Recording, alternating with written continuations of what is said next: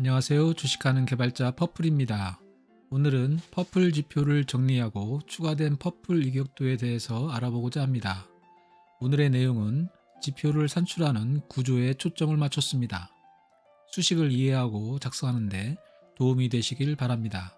구독과 좋아요 부탁드리면서 오늘의 내용을 시작하도록 하겠습니다.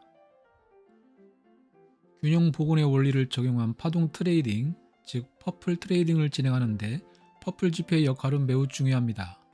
퍼플 지표의 핵심은 볼린저 밴드와 MACD입니다. 볼린저 밴드와 MACD 자체가 아니라 볼린저 밴드와 MACD의 연산을 활용하는 것이 핵심입니다. 주가 볼린저 밴드와 MFI 볼린저 밴드를 구성하고 주가 볼린저 밴드에서 상대 지표인 %B를 계산할 수 있고 MFI 볼린저 밴드에서 상대 지표인 %M을 계산할 수 있습니다. 그리고 %B와 %M의 지수 이동 평균을 구해서 MACD 연산을 통해 퍼플 트렌드를 계산할 수 있습니다. MACD 연산은 단기 지수 이동 평균에서 장기 지수 이동 평균을 빼는 것을 의미합니다. 즉, 퍼플 트렌드는 %B 지수 이동 평균에서 %M 지수 이동 평균을 빼서 구할 수 있습니다. 퍼플 모멘텀은 퍼플 트렌드에서 퍼플 트렌드의 지수 이동 평균을 빼서 구할 수 있습니다. 퍼플 이격도는 퍼플 트렌드와 퍼플 모멘텀을 더해서 계산할 수 있습니다. 여기에 사용되는 수식은 이미 채널에 모두 공개되어 있고 채널에서 수식 공개로 검색하시면 찾아보실 수 있습니다. 이제부터 각 항목별로 자세하게 살펴보도록 하겠습니다. 먼저 주가 볼린저 밴드에 대해서 살펴보도록 하겠습니다. 주가 볼린저 밴드의 기간은 20을 기본값으로 사용하고 표준 편차 배수는 2.0입니다. 주가 볼린저 밴드의 중심 밴드는 Typical Price, 즉 고가와 저가 그리고 종가를 더한 후 3으로 나눈 값을 단순 이동 평균한 것입니다.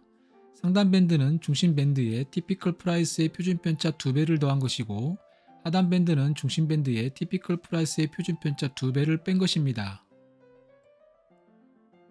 다음은 MFI 볼린저 밴드에 대해서 살펴보도록 하겠습니다. MFI 볼린저 밴드의 기간은 주가 볼린저 밴드 기간의 2배를 적용합니다. 표준 편차 배수는 동일하게 2.0입니다.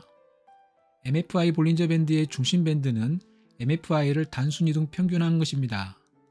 상단 밴드는 중심 밴드에 MFI의 표준 편차 2배를 더한 것이고 하단 밴드는 중심 밴드에 MFI 표준 편차 2배를 뺀 것입니다.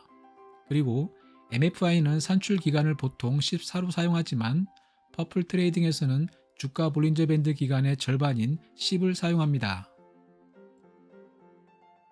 다음은 %B에 대해서 알아보도록 하겠습니다. %B는 종가가 볼린저 밴드를 기준으로 어느 곳에 위치하는지를 나타내는 상대 지표입니다. %B는 종가에서 상단 밴드를 뺀 뒤 상단 밴드와 하단 밴드의 차이로 나눈 값입니다. 이어서 %M에 대해서 알아보도록 하겠습니다. %M은 MFI가 볼린저 밴드를 기준으로 어느 곳에 위치하는지를 나타내는 상대 지표입니다. %M은 MFI에서 상단 밴드를 뺀 뒤 상단 밴드와 하단 밴드의 차이로 나눈 값입니다. 다음은 퍼플 트렌드 수식을 살펴보도록 하겠습니다. 퍼플 트렌드는 %B와 %M의 지수 이동 평균을 MACD 연산을 통해서 구합니다. MACD 연산은 단기 지수 이동 평균에서 장기 지수 이동 평균을 뺀 것을 의미합니다.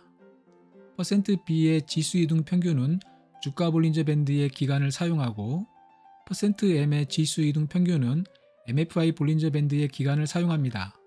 그래서 %B의 지수 이동 평균이 단기 지수 이동 평균이 되고 %M의 지수 이동 평균이 장기 지수 이동 평균이 됩니다. 결국 퍼플 트렌드는 %B의 지수 이동 평균에서 %M의 지수 이동 평균을 빼서 구할 수 있습니다. 퍼플 트렌드가 구해지면 퍼플 모멘텀은 바로 구할 수 있습니다.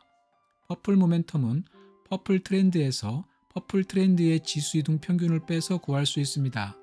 이때 퍼플 트렌드의 지수 이동 평균은 MFI 기간의 절반인 5를 사용합니다. 다음은 퍼플 이격도의 수식을 살펴보도록 하겠습니다.